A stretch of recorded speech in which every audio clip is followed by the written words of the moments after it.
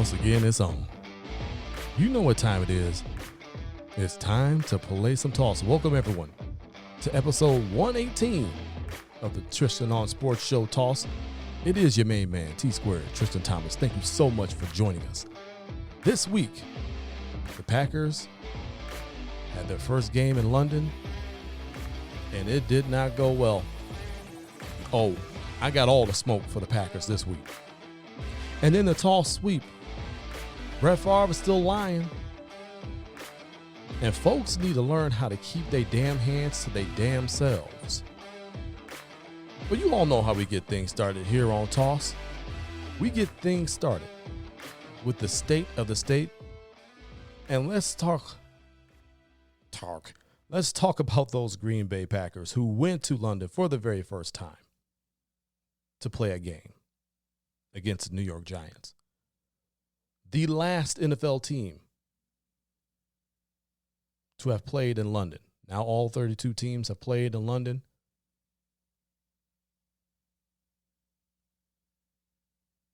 There was not an empty seat in the house. Tons of green and gold. And you saw some Giants blue and white and red in there as well. But it was definitely a packed Packers house. It was counted as a home game for the Green Bay Packers. That was a major point of contention of why the Packers did not want to go over to London to begin with, because they didn't want to give up a home game at Lambeau. Well, now you got a 17-game season. Packers were scheduled to have 9 home games. So you give one up to go over to London. You still have 8 home games in the regular season at Lambeau Field. So they were happy with that.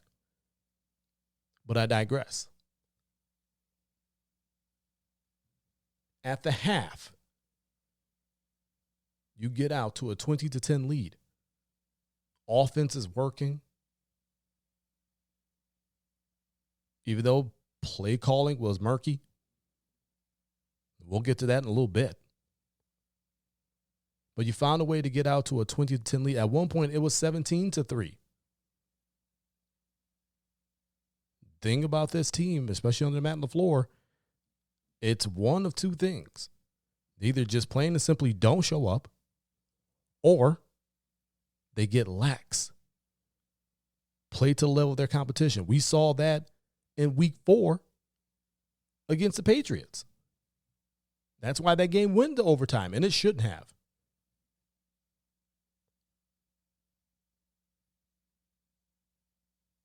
You play down to the level of your competition, you get a big lead, you get laxed, or you don't show up. That's been kind of the problem with Matt LaFleur teams.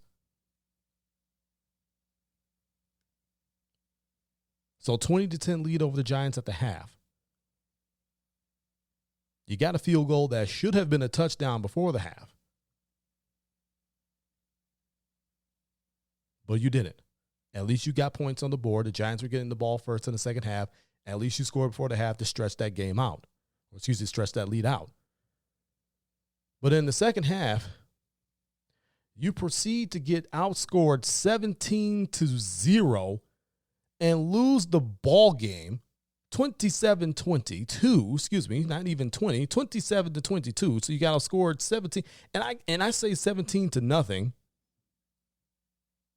because the Giants really took the safety on purpose to make it a 27-22 ball game. To take some time off the clock so Aaron Rodgers couldn't possibly have enough time to make a comeback. So they purposefully took the safety in the end zone, punted the ball. Special teams, they decided to run the football instead of just calling for a fair catch. Like, yeah, you would have a long field drive, but at least you would have that time saved on the clock. And you might get a couple of shots to kind of get in position to get a much closer Hail Mary situation, because that's exactly what you're going to be in. Field goal wasn't going to tie the game, nor was it going to win it. You needed to go and score 6.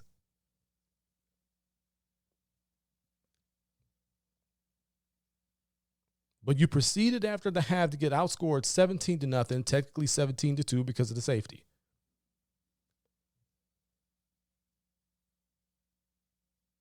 to lose that ball game to the Giants. Now, all the credit in the world to the Giants. They found something. They stuck with it. Because the Packers weren't doing a damn thing to adjust to stop them. That has been a huge problem with this team as far as adjustments go. Second half adjustments have been non-existent. The lack of second half adjustments has been appalling. How do you not see there's a problem? How do you not see there's an issue? Man, these guys keep going down the field. They keep rather quickly. Maybe we should try to do something different, Joe Barry, defensive coordinator. Maybe you should get out of zone. But we'll talk about him in a minute. Matt LaFleur's play calling, I said, was kind of, let's call it atrocious. Even if they would have won that game, that play calling would have been atrocious. There is no reason. And I thought he learned his lesson when he did this at the beginning of the season. Not giving these backs enough carries. Not giving these backs enough touches. There is no reason for Aaron Jones and A.J. Dillon to have a combined 19 carries in the run game.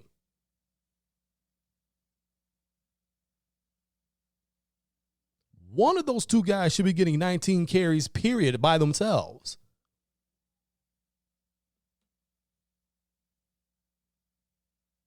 There is no excuse for both of those backs to have a combined 19 carries, especially when both of them were running the football at nearly 5 yards a clip per carry.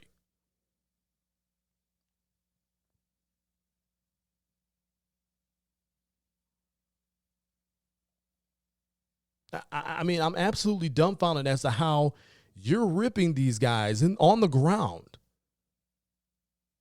They're not showing you anything that will make you believe that they could stop this.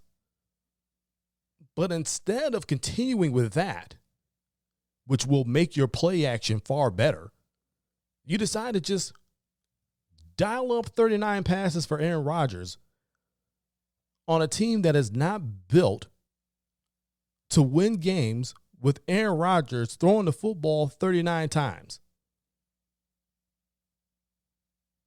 Now, I know some people out there with their eyebrow raised, like, what do you mean? He's the defending MVP. He's won 4 of these things. I mean, he's a Hall of Famer. He's done this. He's one of the greatest throwers of the football all time. Yeah, I got that. But look at the way the team is constructed. Look at the way they have been trying to win games. Look at their head coach and the coaching tree in which he came from. You got Matt LaFleur, who comes from that Kyle Shanahan coaching tree. Look at Kyle Shanahan's team, the 49ers. What do? They run the football, go play action, and play good defense. Look at Matt LaFleur's team. What is he trying to do with those two great backs in this defense? Run the football and play good defense. That is how this team is constructed, and you need to have the discipline to see that through. If you are going to be the play caller, you need to recognize what's actually happening in the game as opposed to trying to force something to happen. You were ripping these guys on the ground. Absolutely ripping these guys on the ground. Giants are not showing any signs of slowing that running game down, but yet you're going to dial it up with deep passes from Aaron Rodgers time and time again.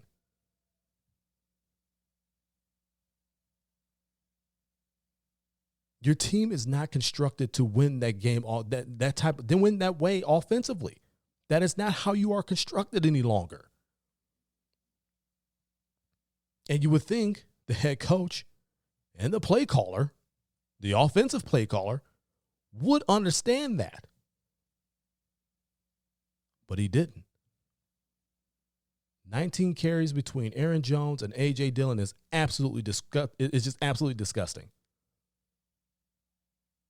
Especially when you need those two backs to be the ones that lead you on offense.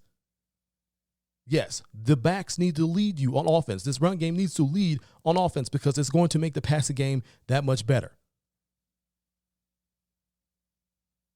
Matt LaFleur has to do a better job of realizing that. And he can't just give lip service like he did at the beginning of the season. Oh, man, I got to get those backs more touches. Okay, what happened this week? Giants did not stop the run. You stopped the run. You made yourself one-dimensional on offense, and it cost you a game.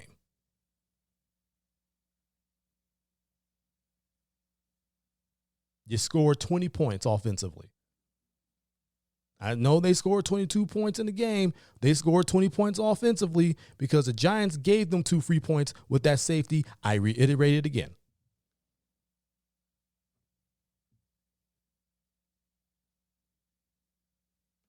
This team is not putting up the points offensively that we're used to seeing. I believe they came into that Giants game at about 18, just under 19 points a game. We're used to seeing Aaron Rodgers put up 25, 26, 27 points per game. Kind of in that top 10 traditionally. Scoring teams. That's not what it is. And a lot of that comes with the change of philosophy of having a power run game and complementing it with that pass game, that play action pass game. So I get it. But at the same time, you're also not scoring the amount of points that we're accustomed to seeing because you're not utilizing that power run game the way you're supposed to. I'm not just plucking that out of thin air. That's proof. That's tangible proof. And you saw it just last Sunday against the Giants. You saw it other times within this season. I'll say it again, and I'll keep saying it until we see consistent change. There's no reason for A.J. Dillon and Aaron Jones to have a combined 19 carries in a game. One of those guys better have 19 carries before it's all said and done. And we better see the other one with like 11 or 12 carries. You need to run the football. You constructed this team this way. You need to see it through. Now let's get the defense because Joe Barry is getting on my last damn nerve. It really kind of feels like when Mike McCarthy was still here, and he was just so faithful to Dom Capers, and Dom Capers' scheme was no longer working. Guys were constantly out of position. They were really trying to put square pegs in a round hole.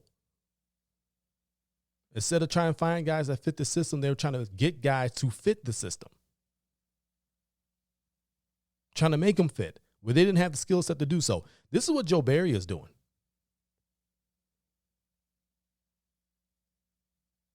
Joe Barry is a zone meister. I know he has his media availability coming up this week, I believe Thursday. I don't know if any of the journalists that will be there will light him up, and not light him up in a negative connotation, but really put his feet to the fire on, okay, what are you doing? Why are you staying in zone when you see these teams picking you apart every single soft spot in that zone? Why are you playing zone when you have guys like Jair Alexander and Eric Stokes who thrive in man-to-man coverage?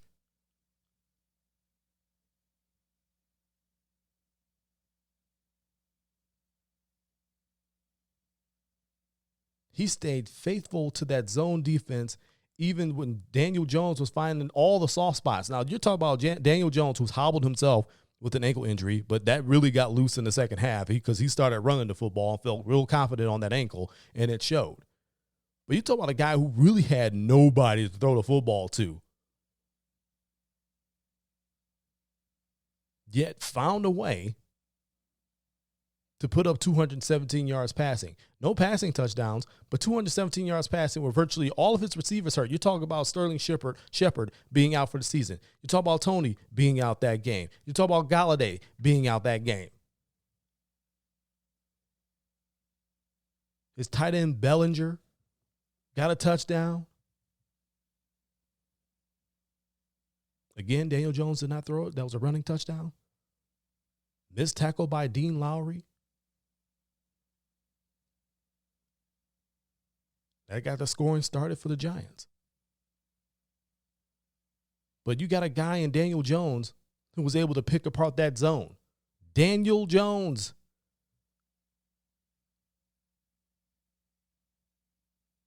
I'm not saying he's trash, but the guy's not a Pro Bowler either.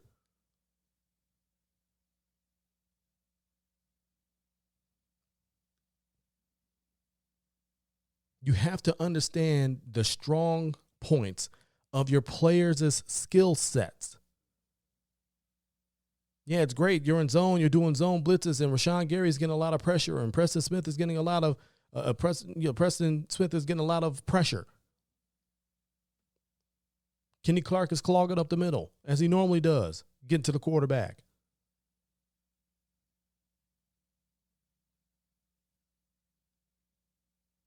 Quay Walker and Devondre Campbell are flying around the field and tackling machines. Okay, we get that. But when your defense is getting picked apart in the soft spots of the zone, you need to start letting these guys do what they do best. Stop being so scared to play man-to-man. I'm not saying being man-to-man all game long, which is something he said before weeks back.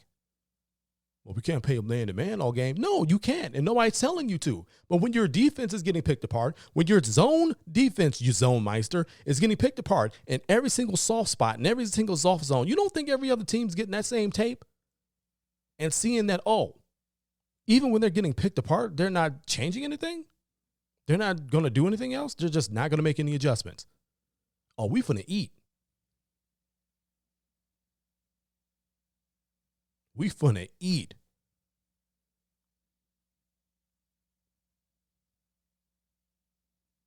I'm not going to go as far as so many other emotional people out there saying to fire Joe Barry. Fire Joe Barry. Not going to go that far. But my eyebrow was raised.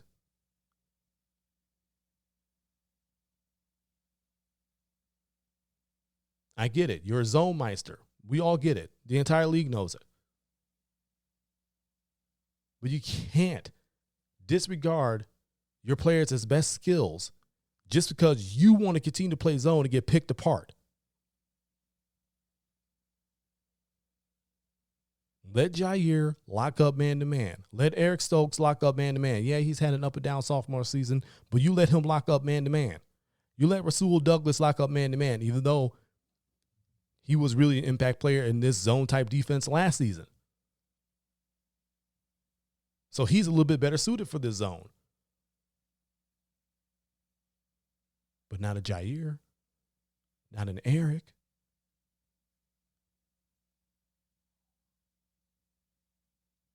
You have to understand your player personnel and their best skill sets, and not everybody is best suited for zone defense, which means you need to change to fit their best skill set and let them go and do that while doing zone.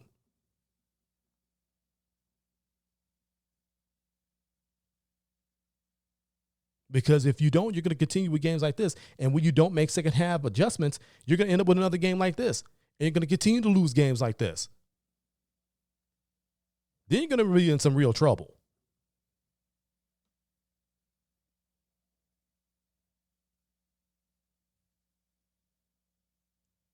It's just really dumbfounding to me how there has just been a lack of second half adjustments. How you have a good thing working with the run game and then you just abandon it. Not because of what the team across from you is doing to you. They're not stopping it. You're stopping yourself. And you sticking with the zone defense. Even though most of the players in your defense are not best suited for just zone defenses. And you fail to make any type of adjustments and just let your team get picked apart going up and down the field. Something's got to change. Matt LaFleur decided to suggest to the NFL, hey, we don't really want the bye week after London. The NFL granted that. The schedule makers did. So they will play this upcoming Sunday against the Jets, who, guess what, are 3-2 and are starting to believe in themselves. They do a good job on special teams. They're scrappy offensively, and man, they're pretty scrappy defensively. You're at home at Lambeau. You're going to be in for a fight. As far as my prediction on who's going to win this game, you all can watch that on YouTube. Week 6, a Packers Quick Toss. Look us up, Toss Nation Media. YouTube. We'll have that prediction for you. But that's the state of the state. Green Bay went across the pond and brought back a fat L that they were responsible for. They literally snatched defeat from the jaws of victory. They'll need to be a lot better making second half adjustments, defensively, offensively, not make themselves one-dimensional, to truly become the football team that we believe they can be. It's time for us to run the toss sweep.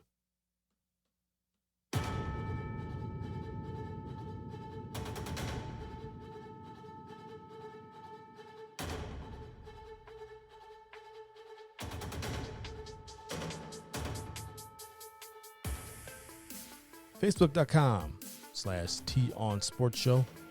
Your home for Toss on Facebook. Touch on a lot of things there that we don't necessarily get a chance to do on this here program, so please follow us. Facebook.com/TOnSportsShow. That's TON Sports Show.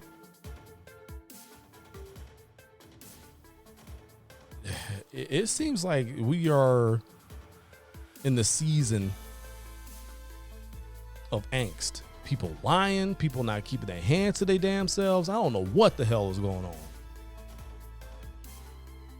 People are losing their damn mind. I mean, I don't want to believe it's got anything to do with it being the spooky season. And what is Mercury still in retrograde? I don't know what the hell is going on. But people out here tripping. Brett Favre still out here lying. He went on Fox Nation, talk about something. I didn't do anything wrong. It's time for me to clear my name. I never knew they were diverting funds to build a new stadium of which where my daughter would be playing volleyball in. I never knew that. I just wanted to help out my school. Make a wellness center. And I'm paraphrasing. And I spoke about this on the Toss Facebook page.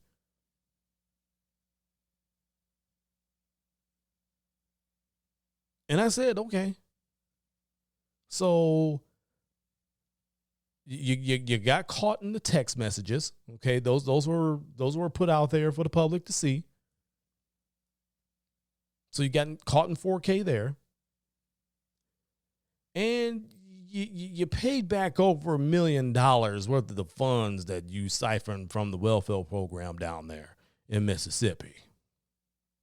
So please, tell us how you didn't do anything. Please tell us how you didn't do anything. There's a whole text thread of you talking about this with other officials. Then you've paid back over $1 million. Why are you paying money back to the state if you didn't do anything?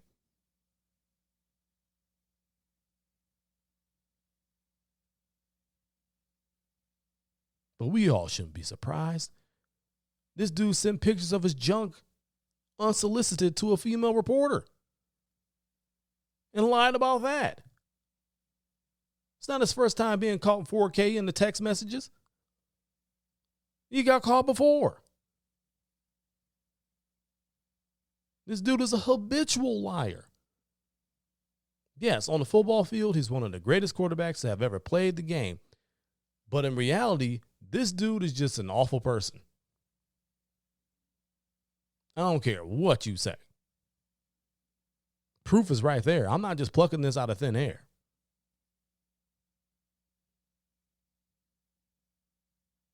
This ain't a checkered past either. This is stuff that he's done consistently and habitually.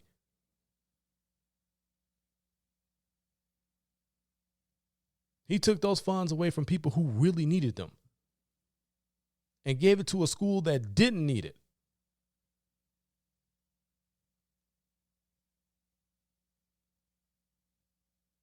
You can help your school. Okay, great. That's fine. Don't take that money from people who actually need it because you're a multimillionaire. You ain't got to think about where your next meal is going to come from. But the people who needed that money have to think about that. That's the reality of it.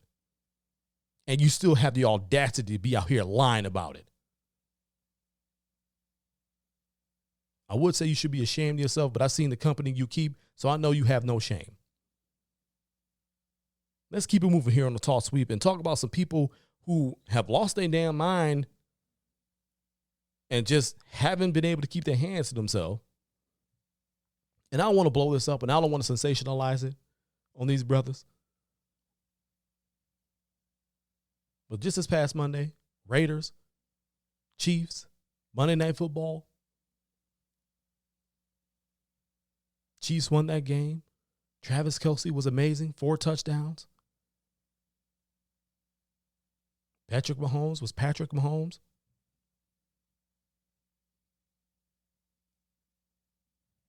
Raiders fall to 1-4.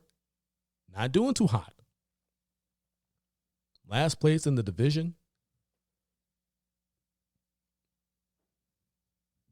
People thought they would be a lot better. They traded for Devontae, the best receiver in the NFL, and now he's back with his old college teammate, and they wrecked shop at Fresno State, man. This is going to be Josh McDaniels is the head coach now, offensive guru. Man, we going to lead the division. I mean, it's still early. I mean, we're only headed into week 6, but now you're 1-4 in the division with the Chiefs and the Chargers. And you got to think maybe, hopefully at some point, if they could stop getting injured, that maybe the Broncos might have something to say. I don't know about that. Russ is injured. They lost Javonte Williams. They keep losing defensive players. I mean, they are the walking wounded. But I digress. You're in a pretty tough division. And you're 1-4. Devontae, he had a hell of a game on Monday night. A couple of big bomb touchdowns. 2 touchdowns on the night for him. Well over 100 yards. But they lost the game. And the roughing the passer call in that game, absolutely ridiculous. Just like the roughing the passer call against Tom Brady, absolutely ridiculous. Neither one of those were roughing the passer calls. That's going to have to get changed. It needs to be reviewed, but I digress again. The bottom line is all the Raiders are frustrated by being 1-4, Devontae Adams especially. But as he's walking off a field, a credentialed media member, he's doing his job. He's getting that walking up the tunnel shot. Because they're going to have to put a story together like, the Raiders dropped to 1-4. And you know how they do that slow walk up the tunnel, guys shaking their head and they just trying to figure it out. They do the whole season recaps. They pull a bunch of that stuff in there. Guys only out there doing his job. Devontae Adams pushes him down.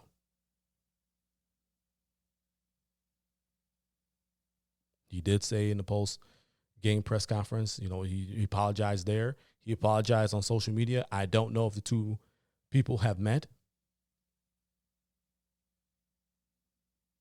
Probably didn't, because now he's having charges pressed against him for simple battery or simple assault.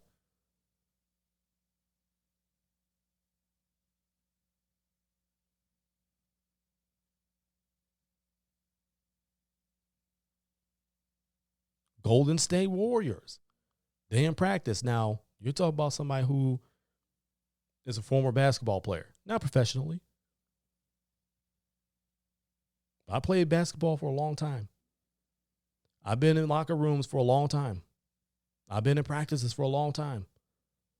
I know how heated these practices can get. Have I come to blows with teammates? You damn right I've come to blows with teammates at times. But you know what? Cooler heads prevail. We dap it up. We apologize. Damn, that was a weak point for us, man. We got to be better than that. We can't be fighting each other because iron sharpens iron. So those practices get heated. We heard the stories on the Last Dance about Michael Jordan and Steve Kerr and them fighting each other and all that. But it doesn't exactly make it right.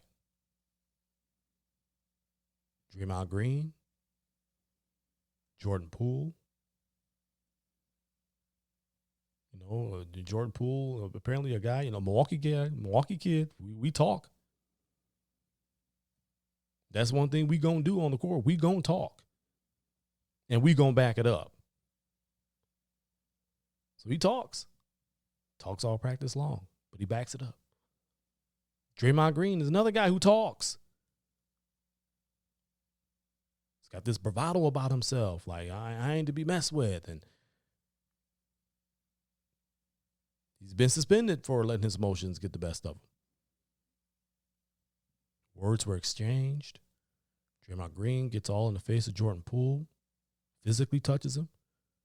Poole pushes him off. Then Draymond just absolutely clocks this dude.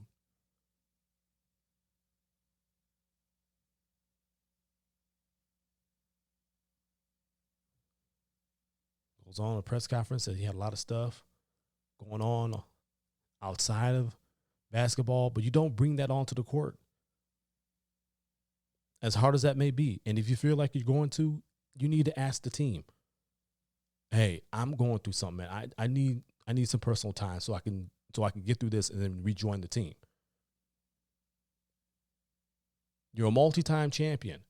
You're a defensive player of the year. I think you've earned that favor within the organization to be able to do something like that instead of bringing it onto the court. But he did. Punched his own teammate. Y'all just won a championship. Y'all defending champions. Draymond and Devontae were wrong.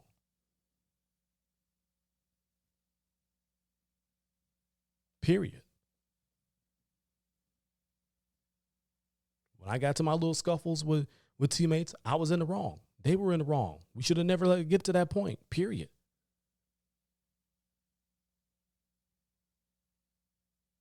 Does this fracture the chemistry of the Warriors? I don't think so. Does it put the organization in a peculiar position to where they're probably going to have to choose between the two players? I think so. Draymond's 32, Poole not 32. But both those guys are due for a contract. And I don't think they want to keep paying that repeater luxury tax. Somebody's going to have to go. That's the way I would feel about it. Look, I'm saying if I was Jordan Poole, I would feel some type of way. You just going to come off and punch me like that. I'm going to feel some type of way. Because I can't tell you that I didn't feel some type of way about my teammate after we got to a scuffle and them about me. But it was nothing like that. That's just somebody walking up cold cocking the dude. I would feel some type of way. I don't know if I would like this dude for the rest of my career. It's like, hey, y'all gonna have to choose. It's gonna be me or him.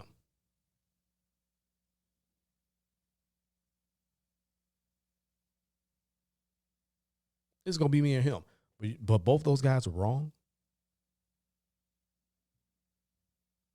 There's no two ways about it. I don't care how frustrated you're feeling.